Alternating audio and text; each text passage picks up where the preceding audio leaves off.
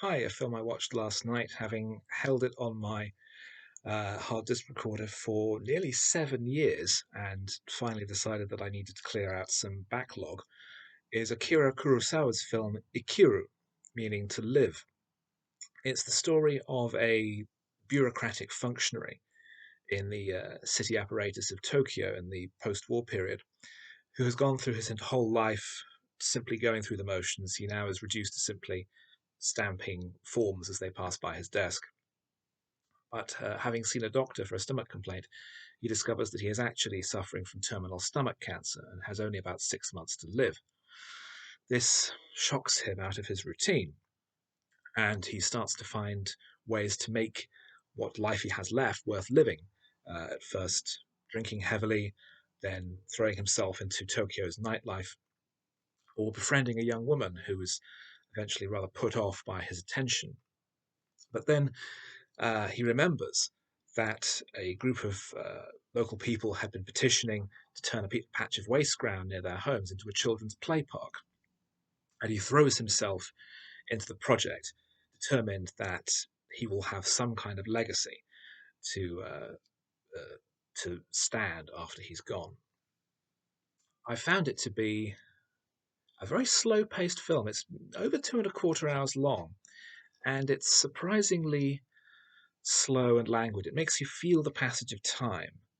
um, I felt that you can feel the time passing as our main character, Mr. Watanabe, feels his ebbing away, and even as the film goes on and he becomes weaker and more frail, his spirit becomes more and more determined to complete this project before he runs out of time. It's a story, I mean, in very essential, blunt terms, about making the best of the time that you have, of doing something worthwhile, of maybe leaving some kind of legacy to make life better for those around you, not just squandering the time that you have mindlessly stamping forms that come to your desk. Um, Kurosawa's technique is very relaxed and engaging and gentle. He's not forcing you. His camera movement is um, generally very subtle. There is a scene where Watanabe is walking along a pavement deep in thought and moves to cross the road, and suddenly a truck goes by, and the camera pulls back through the traffic, and we hear the cacophony of noise of the street as it breaks in on his concentration. The whole world is perceived through Watanabe's point of view, and then in the final third, the film shifts. Once Watanabe has determined that this will be his project, the film then jumps to the day after his death, where his colleagues and his family have gathered for his wake. And as they talk about what Watanabe did and the strange change in his personality over the last 5 months of his life, we see in flashback all the efforts he went through, the determination to get the park built.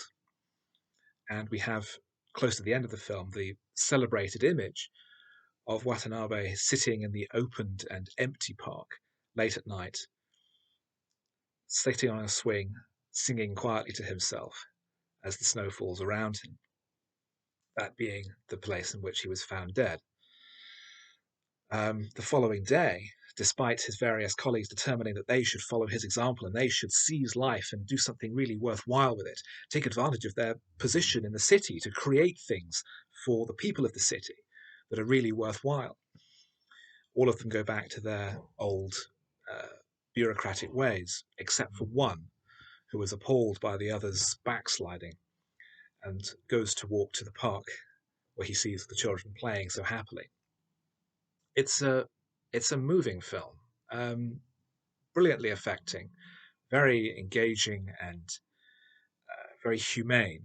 I'd only really been familiar with Kurosawa's um, more period work like Seven Samurai or Throne of Blood, but this very contemporary story, I think, is maybe my favorite of all the films of his that I've seen.